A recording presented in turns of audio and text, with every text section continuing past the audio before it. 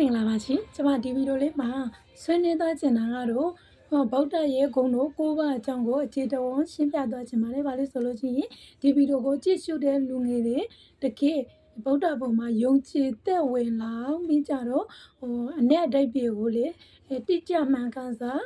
နားလေသဘောပေါက်ပြီးတော့ကုသိုလ်တွေပွားနိုင်အောင်ဆိုပြီးတော့ဒီဗီဒီယိုလေးကိုရိုက်ရခြင်းရဲ့ရည်ချက်ဖြစ်ပါတယ်။ကဲဆက်လိုက်ကြအောင်။ဘုရားကုံတော်အချင်းချုပ်ကိုတော့အကုန်သူဗုဒ္ဓဘာသာမှန်တဲ့လူတိုင်းရမယ်လို့ထင်ပါတယ်။အဲ့ဒါတွေကဘာတွေလဲဆိုလို့ရှိရင်ဣတိပိတောဘဂဝါအာရဟံသမ္မာသမ္ဗုဒ္ဓ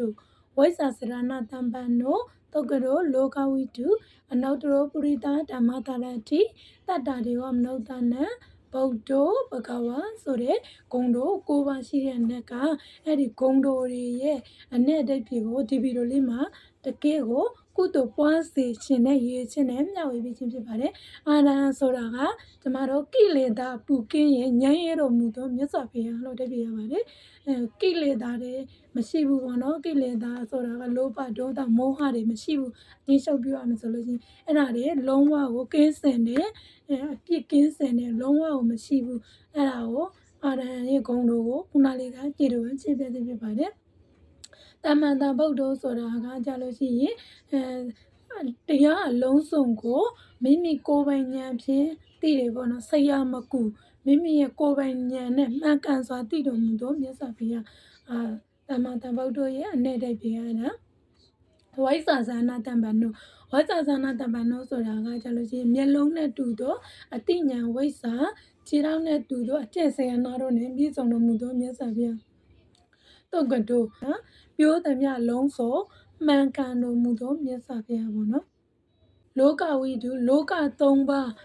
ကိုလုံးကိုအကျွမ်းကြံမရှိသိတော်မူသောမြတ်စွာဘုရားလောက၃ပါးဆိုရှိတယ်လေတတ္တလောကသင်္ခါရလောကဩဃာတလောကဆိုတဲ့လောက၃ပါးကိုအကျွမ်းကြံမရှိသိတော်မူသောမြတ်စွာဘုရားနောက်တစ်ခုကအနုတ္တရောပုရိသဓမ္မတာရတိဆိုတာမှာဆုံးမထိုက်တဲ့တရားဝါတို့ကိုပေါ့နော်ကိလေသာကင်းယဉ်ကျေးခြင်းတို့ရအောင်ဆုံးမတဲ့နေရာမှာအတုမရှိဖျားနဲ့ရှင်တော့ဘယ်သူမှမရှိဘူးလူတယောက်ကိုကြည့်တာနဲ့ဒီလူကိုဘယ်လိုဆုံးမမယ်ဆိုတော့တန်းကနေ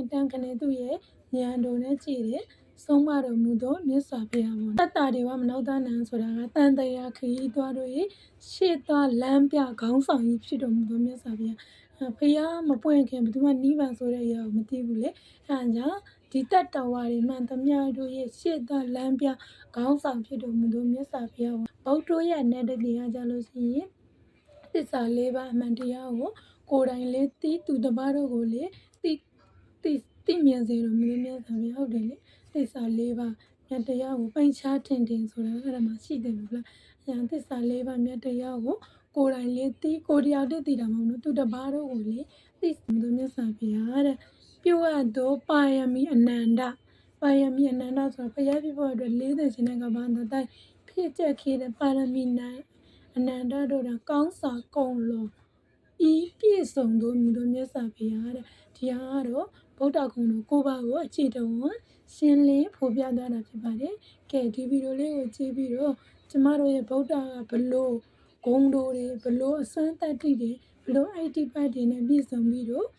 ဗုဒ္ဓဘာသာကိုပို့ပြီးတော့ဒီတက်မကတက်ဝင်ယုံကြည်သူများဖြစ်လာအောင်ဆိုပြီးတော့ဒီမှာဒီဗီဒီယိုလေးကိုပြုလုပ်ရတဲ့ရည်ရွယ်ချက်ပါတယ်အားလုံးပဲကျမ်းမာချမ်းသာတဲ့သာသနာပြုနိုင်ကြပါစေ